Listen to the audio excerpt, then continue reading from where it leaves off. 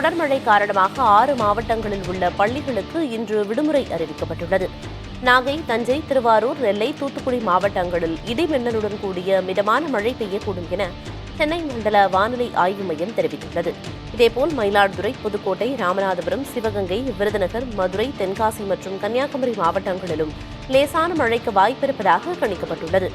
இதனிடையே நெல்லை, தென்காசி, தூத்துக்குடி, திருவாரூர் மாவட்டங்களில் மழை பெய்து வருவதால் இந்த மாவட்டங்களில் பள்ளிகளுக்கு மட்டும் இன்று விடுமுறை அறிவிக்கப்பட்டுள்ளது. விருதுநகர் மாவட்டத்தில் பள்ளிகளுக்கு விடுமுறை அறிவிப்பது குறித்து அந்தந்த பள்ளி தலைமை ஆசிரியர்களை முடிவெடுக்கலாம் என மாவட்ட ஆட்சியர் ஜெயசீலன் அறிவித்துள்ளார். ராமநாதபுரம் மாவட்டத்தில் பள்ளி மற்றும் கல்லூரிகளுக்கு இன்று விடுமுறை அறிவிக்கப்பட்டுள்ளது. இதேபோல் காரைக்கால் மாவட்டத்தில் மழை தொடர்வதால் அங்கும் பள்ளிகளுக்கு மட்டும் இன்று விடுமுறை அறிவித்து மாவட்ட ஆட்சியர் மணிகண்டன் உத்தரவிட்டுள்ளார்.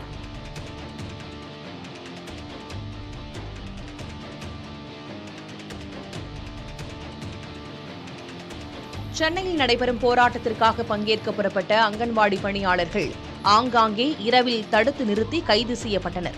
பணி நிரந்தரம், பணிக்கொடை, ஓய்வூதியம் உள்ளிட்ட கோரிக்கைகளை முன்வைத்து சென்னை தரமணியில் இன்று அங்கன்வாடி பணியாளர்களின் பெருந்திரள் போராட்டம் நடைபெறவுள்ளது. அதற்காக நாமக்கல்லில் இருந்து பேருந்துகளில் புறப்பட்ட அங்கன்வாடி பணியாளர்களை முன்னெச்சரிக்கையாக காவல்துறையினர் தடுத்து நிறுத்தினர். வீட்டிற்கு திரும்பிச் செல்ல காவல்துறையினர் அறிவுறுத்திய நிலையில் அதனை மறுத்து போராட்டத்திலும் ஈடுபட்டனர். அதிகாலை 3 மணி வரை மண்டபத்தில் தங்க வைக்கப்பட்டிருந்த அங்கன்வாடி பணியாளர்கள் அதன் பிறகு விடுவிக்கப்பட்டனர். இதேபோல கிருஷ்ணகிரியிலிருந்து சென்னை புறப்பட்ட அங்கன்வாடி ஊழியர்களும் கைது செய்யப்பட்டனர்.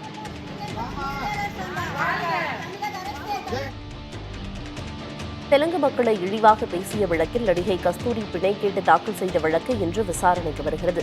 சில நாட்களுக்கு முன் சென்னையில் நடந்த ஆர்ப்பாட்டத்தில் தெலுங்கு மக்கள் குறித்து கஸ்தூரி அவதூறாக பேசுவதாக வழக்கு பதிவு செய்யப்பட்டது. அதில் தலைமறைவாக இருந்தவரை ஹைதராபாத்தில் வைத்து கைது செய்த காவல்துறையினர் எழும்பூர் நீதிமன்றத்தில் ஆஜர்படுத்தினர்.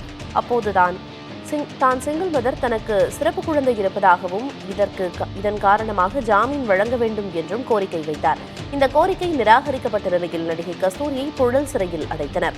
அவருக்கு வரும் 29ஆம் தேதி வரை நீதிமன்ற காவல் விதிக்கப்பட்டுள்ளது. இந்நிலையில் தனக்கு பிணை வழங்க வலியுறுத்தி சென்னை எழும்பூர் நீதிமன்றத்தில் கஸ்தூரி மனு தாக்கல் செய்திருந்தார். இந்த வழக்கு இன்று விசாரணைக்கு வருகிறது.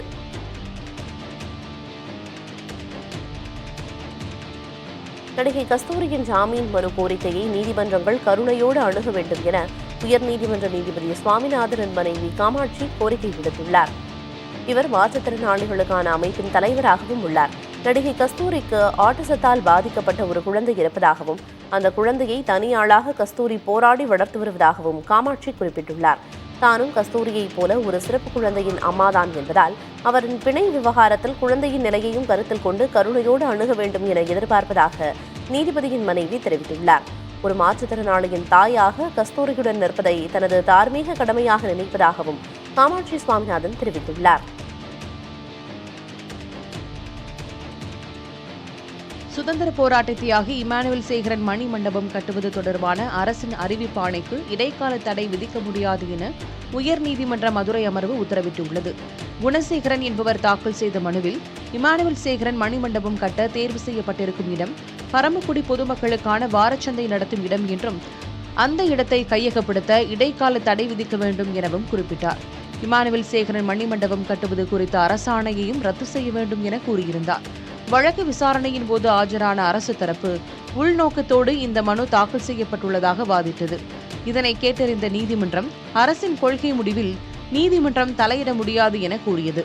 மணிமண்டப கட்டுமான பணிகளை முடித்து அதன் அறிக்கையை நீதிமன்றத்தில் தாக்கல் செய்ய உத்தரவிட்டு வழக்கை டிசம்பர் 19ஆம் தேதிக்கு ஒத்திவைத்தது. மதுரையில் சாதிச் சான்று கேட்டு 13வது நாளாக நீடித்து வந்த இந்து காட்டுநாயக்கன் பழங்குடியின மக்களின் போராட்டம் தற்காலிகமாக திரும்பப் பெறப்பட்டுள்ளது. சத்தியமூர்த்தி நகர் பகுதியில் வசித்து வரும் இந்து காட்டுநாயக்கன் சமூகத்தைச் சேர்ந்தவர்கள் சாதிச் சான்று கேட்டு தொடர்ச்சியாக பல்வேறு விதமான போராட்டங்களில் ஈடுபட்டனர். போராட்டக் குழுவினரோடு அமைச்சர் மூர்த்தி, மாவட்ட ஆட்சியர் சங்கீதா மற்றும் அரசு அதிகாரிகள் பேச்சுவார்த்தையில் ஈடுபட்டனர். அப்போது சாதிச் சான்று வழங்குவது தொடர்பாக வருவாய்த்துறை, பழங்குடியினர் நலத்துறை உள்ளிட்ட துறைகள் அடங்கிய குழுவை அமைக்க தமிழ்நாடு அரசுக்கு பரிந்துரை செய்திருப்பதாக தெரிவிக்கப்பட்டது. அரசின் உத்தரவை பொறுத்து சாதிச் சான்று வழங்க நடவடிக்கை எடுக்கப்படும் என உறுதியளிக்கப்பட்டதைத் தொடர்ந்து போராட்டத்தை தற்காலிகமாக வாபஸ் பெறுவதாக போராட்டக் குழுவினர் தெரிவித்தனர்.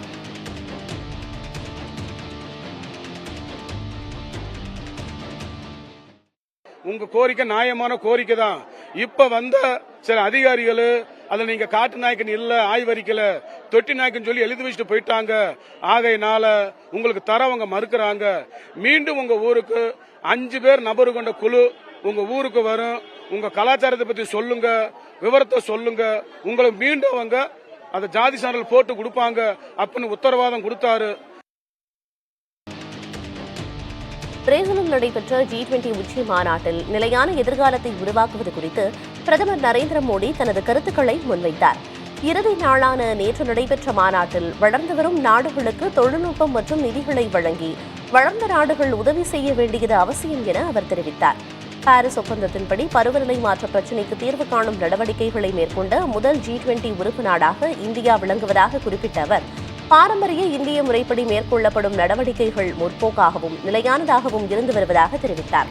உலக மக்கள் அனைவருக்கும் நிலையான எதிர்காலத்தை உறுதி செய்ய வேண்டியது நமது கடமை என தெரிவித்த பிரதமர் மோடி, நட்பு நாடுகளுக்கு இந்தியா தொடர்ந்து பல்வேறு உதவிகளை செய்து வருவதாக கூறினார். சென்னை கோயம்பேடு சந்தையின் முக்கிய வாயில்கள் பூட்டப்பட்டதால் நள்ளிரவில் வியாபாரிகள் மறியலில் ஈடுபட்டனர்.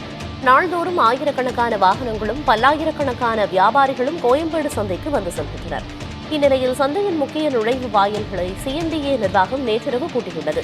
அதனால் காய்கறிகள் உள்ளிட்ட அத்தியாவசிய பொருட்களை ஏற்றி வரும் வாகனங்கள் சந்தைக்குள் செல்ல முடியாத நிலை உருவானது. அதனால் அதிருப்தியடைந்த வியாபாரிகள் இரவில் மறியலில் ஈடுபட்டனர். சிலர் முட்டி போட்டு நூதன முறையில் தங்களின் எதிர்ப்பை பதிவு செய்தனர். காய்கறிகளை ஏற்றி வரும் வாகனங்களின் சக்கரத்திற்கும் பூட்டு போட்டு CMDA அதிகாரிகள் திடீரென அபராதம் போடுவதாகவும் அந்த தொகை அரசிற்கு செல்கிறதா என்றும் வியாபாரிகள் கேள்வி எழுப்புகின்றனர். அதிகாரிகள் வந்து பேச்சுவார்த்தை நடத்தியதை அடுத்து போராட்டம் கைவிடப்பட்டது. அதாவது CMDA 1996 கடைசியில் திறக்கும் போது எல்லா கேட்டுகளும் திறந்து எல்லா வகையிலும் வணிகம் நடைபெற்றுக் கொண்டுதான் இருக்கு. அதுல எந்தவித மாற்று கருத்துமே கிடையாது. அப்படி இருக்க சூழ்நிலையில திடீர்னு இங்க கதவு மூட்டி டிராபிக் ஏற்படுத்த வேண்டிய அவசியம் என்ன? தொடர்ந்து இது சம்பந்தமா இங்க இருக்க வெங்காய சங்க ஊழியர்கள் தொடர்ந்து அதுக்காக பல முறை CMDAல மனு கொடுத்துட்டு இருக்காங்க. ஒரு வாட்டி 2 முறையில் 4-5 வாட்டி தொடர்ந்து மனு கொடுத்துட்டு இருக்காங்க. இந்த வெளியில வரக்கூடிய சரக்கு வாகனங்களுக்கு ஆனது அந்த பூட்டிய நேரங்களில் வரும் வாகனங்களை அதை லாக் செய்து 1000, 2000, 5000, 10,000 வரை ஃபைன் அடிக்கிறார்கள். அந்த பணம் எங்கு செல்கிறது என்று தெரியவில்லை. புதுக்கோட்டையில் 3 வயது குழந்தை உட்பட 5 நபர்களுக்கு டெங்கு பாதிப்பு ஏற்பட்டுள்ளது. மதுரையிலும் டெங்குவால் மேலும் ஒருவர் பாதிக்கப்பட்டிருக்கிறார். புதுக்கோட்டை மாவட்டத்தில் நாளுக்கு நாள் காய்ச்சலின் பாதிப்பு அதிகரித்து வரும் நிலையில் அரசு மருத்துவமனையில் 77 நபர்கள் உள்நோயாளிகளாக அனுமதிக்கப்பட்டுள்ளனர். நேற்று வரை 3 வயது குழந்தை உட்பட 5 நபர்கள் டெங்குவால் பாதிக்கப்பட்டு சிகிச்சை பெற்று வருகின்றனர். தனி வார்டுகள் அமைக்கப்பட்டு மருத்துவர்கள் கண்காணிப்பில் ஈடுபட்டுள்ளனர். இதேபோல் மதுரையில் ஏற்கனவே ஒருவர் டெங்கு காய்ச்சலால் பாதிக்கப்பட்ட நிலையில் மேலும் ஒருவருக்கு டெங்கு பாதிப்பு ஏற்பட்டு தனியார் மருத்துவமனையில் அனுமதிக்கப்பட்டிருக்கிறார். மதுரை மாவட்டத்தில் 98 நபர்கள் காய்ச்சல் பாதிப்பால் சிகிச்சை பெற்று வருவதாக மாவட்ட சுகாதாரத்துறை தகவல் அளித்திருக்கிறது. சட்டவிரோத பணப்பரிமாற்ற தடைச்சட்ட வழக்கில் கைதான ஜாஃபர் சாதிக் பிணை கோரிய வழக்கில் அமலாக்கத்துறை பதிலளிக்க சென்னை CBI நீதிமன்றம் உத்தரவிட்டுள்ளது. போதைப் பொருள் கடத்தல் வழக்கில் கைது செய்யப்பட்ட ஜாஃபர் சாதிக் சட்டவிரோத பணப்பரிமாற்றத்தில் ஈடுபட்டதாக கூறி கடந்த ஜூன் மாதம் அமலாக்கத்துறை அவர் மீது நடவடிக்கை எடுத்தது. இந்த வழக்கில் பிணை கோரி CBI நீதிமன்றத்தில் மனு தாக்கல் செய்த ஜாஃபர் சாதிக் தன்னிடம் அமலாக்கத்துறை விசாரணையை முடித்து குற்றப்பத்திரிகையும் தாக்கல் செய்திருப்பதாகவும் இதனால் வழக்கிலிருந்து ஜாமீன் வழங்க வேண்டும் என்றும் குறிப்பிட்டார். இதற்காக நீதிமன்றம் விதிக்கும் நிபந்தனைகளை ஏற்க இருப்பதாகவும் தெரிவித்திருந்தார். வழக்கை விசாரித்த CBI நீதிமன்றம் மனு தொடர்பாக வரும் 22ஆம் தேதிக்குள் அமலாக்கத்துறை பதிலளிக்க உத்தரவிட்டது.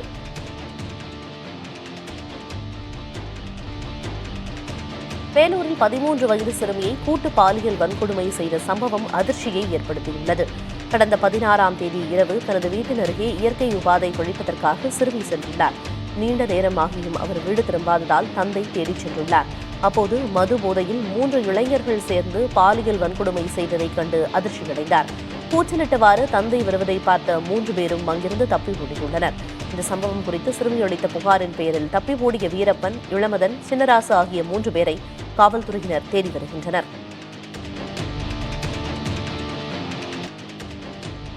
ஏர்செல் மேக்சிஸ் வழக்கில் விசாரணை நீதிமன்றத்தின் உத்தரவை எதிர்த்து டெல்லி உயர்நீதிமன்றத்தில் முன்னாள் மத்திய அமைச்சர் ப. சிதம்பரம் முறையிட்டுள்ளார். அரசு பொறுப்பில் இருந்த தனக்கும் தனது மகன் கார்த்தி சிதம்பரத்திற்கும் எதிராக அமலாக்கத்துறை தாக்கல் செய்த குற்றப்பத்திரிகையை கவனத்தில் கொண்டு விசாரணை நீதிமன்றம் சம்மன் அனுப்பியதாக ப. சிதம்பரம் தெரிவித்திருக்கிறார். அரசு பொறுப்பில் இருந்த தனக்கு சட்டவிரோதமாக சம்மன் அனுப்பப்பட்டதாக கூறி டெல்லி உயர்நீதிமன்றத்தில் ப. சிதம்பரம் முறையிட்டார். இந்த வழக்கு நீதிபதி மனோஜ்குமார் ஓகிரி முன்னிலையில் வந்தபோது சிதம்பரத்தின் செயல்கள் மீது குற்றஞ்சாட்டப்பட்டிருப்பதால் அதற்கும் அரசு பொறுப்பிற்கும் தொடர்பு இல்லை என்றும் அவர் மீதான நடவடிக்கைக்கு அனுமதி பெற வேண்டிய அவசியமில்லை என்றும் அமலாக்கத்துறை தரப்பில் தெரிவிக்கப்பட்டது. தொடர்ந்து இருதரப்பு வாதங்களையும் கேட்டறிந்த நீதிபதி வழக்கு விசாரணையை ஒத்திவைத்தார். ரஷ்ய அதிபர் விளாடிமிர் புட்டின் அடுத்த ஆண்டு இந்தியாவுக்கு வருகை தர இருப்பதாக தகவல் வெளியாகியுள்ளது.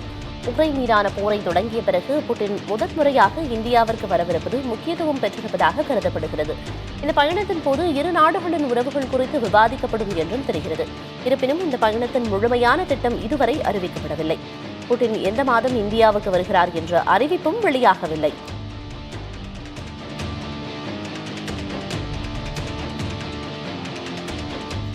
பிரேசிலில் 2 நாட்கள் நடைபெற்ற G20 உச்சி மாநாடு நிறைவடைந்தது. ரியோ டி ஜெனிரோ நகரில் நடைபெற்ற இந்த மாநாட்டிற்கு பிரேசில் தலைமை வகித்த நிலையில் அடுத்த ஆண்டு நடைபெறும் மாநாட்டிற்கான தலைமை பொறுப்பு தென்னாப்பிரிக்கா வசம் ஒப்படைக்கப்பட்டுள்ளது. அதிகாரம் பகிரப்படுவதை குறிப்பிடும் வகையில் முறைப்படி பிரேசில் அதிபர் லூயிஸ் இனாசியோ லூலா டா சில்வா மரத்தாலான சுத்தியலை தென்னாப்பிரிக்க அதிபர் சிரில் ரமபோசாவிடம் ஒப்படைத்தார்.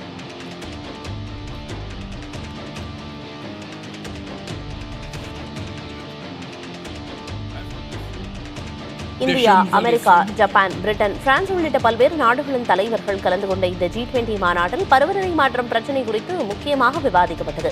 இந்த பிரச்சினைக்கு தீர்வு காண்பதற்கான நிதி உதவியை உயர்த்துவது குறித்தும் ஆலோசிக்கப்பட்ட நிலையில் உறுப்பு நாடுகள் வெளியிட்ட கூட்டறிக்கையில் அது குறித்து குறிப்பிடப்பட்டிருந்தது.